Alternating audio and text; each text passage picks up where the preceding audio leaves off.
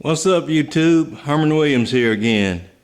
I originally had a different lesson planned for this week, but after this news broke this week about an extension to the C.A.R.E.S Act provision relating to student loans, I felt it was more important to make sure you are aware of this perhaps once-in-a-lifetime opportunity to tackle that student loan debt that's been weighing you down and preventing you from building wealth. Before I get into today's lesson, let me invite you to subscribe to this channel if you like the content, and don't forget to hit the bell so that you will be notified when new videos are published. I do my best to publish a new lesson each Saturday, so please consider subscribing so that you can begin to fill your financial toolkit with knowledge that will set you on your path to financial freedom. Now, on to today's lesson. Many of you may have heard by now that the student loan deferment program that was part of the C.A.R.E.S Act has been extended through September of 2021. If you have student loans, that is a big deal, and that's why I wanted to make sure that you knew about it and to tell you again how you can make this work for you and save yourself thousands of dollars and set yourself on a course to building wealth and reaching your other financial goals. Now, originally, this program was set to expire in the fall of 2020. It was then extended through January 31st of 2021, and now it has been extended through September of 2021. In a previous video, I talked about how this program presents a unique opportunity for you to either make a significant dent in your student loans or perhaps pay some or all of them off completely. Student loan debt can be such a hindrance to wealth building. I wanted to make sure you understand what you're missing out on if you don't start taking advantage of this opportunity now. Just to recap why this is so important, there is currently approximately $1.7 trillion in student loan debt. A great deal of that debt is either already or soon will be on some form of income-based repayment plan. The majority of loans that are on an income-based repayment plan are also in negative amortization.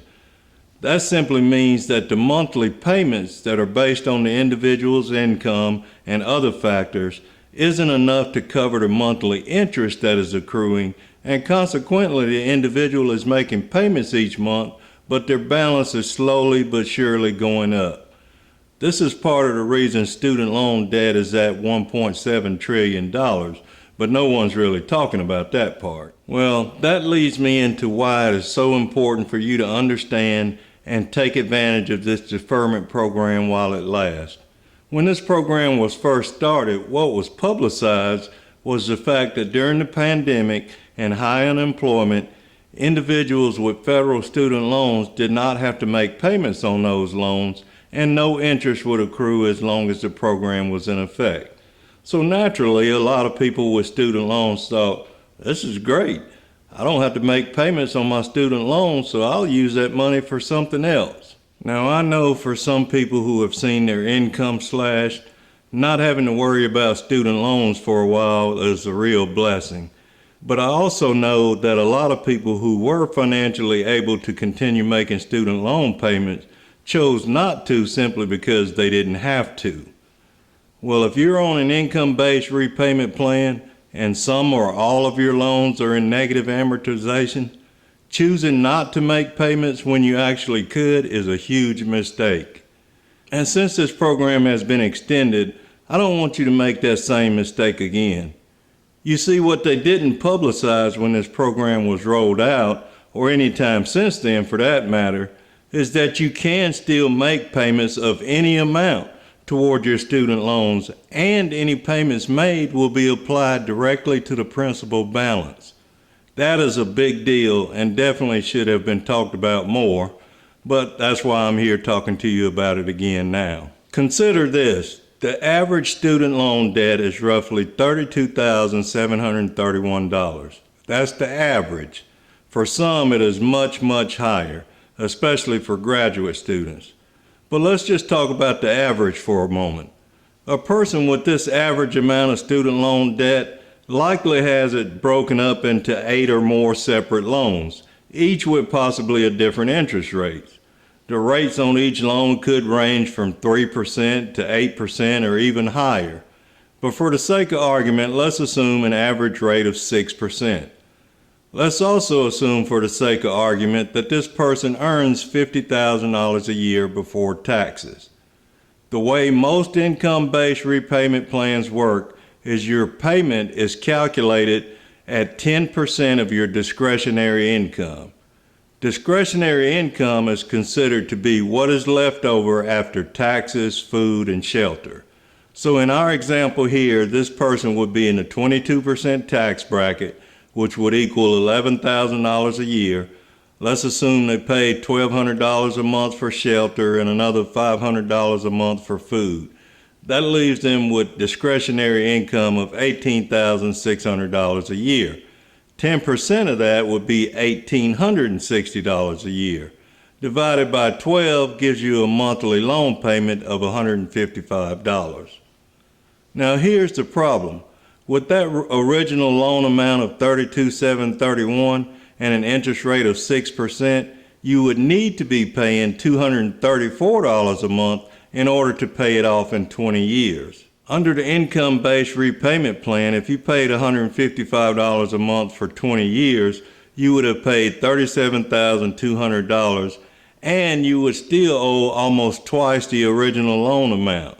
That's some ugly math, but it's the reality a lot of people are facing. That's why you need to take advantage of this deferment period to work on your student loan debt. So there are a couple of different strategies that you can take to reduce your debt or at least slow its growth.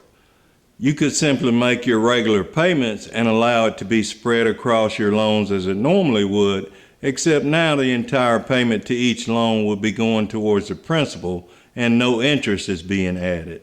Or you could apply the entire amount to a single loan and perhaps get that loan paid off.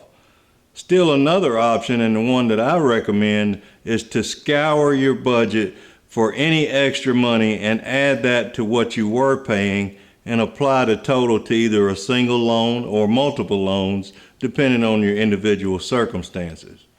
If you're going to focus on just one loan, either pick one that you can get paid off during this period or focus on the one that is accruing the most interest each month. Regardless of which method you choose, what's important is that you start taking action now.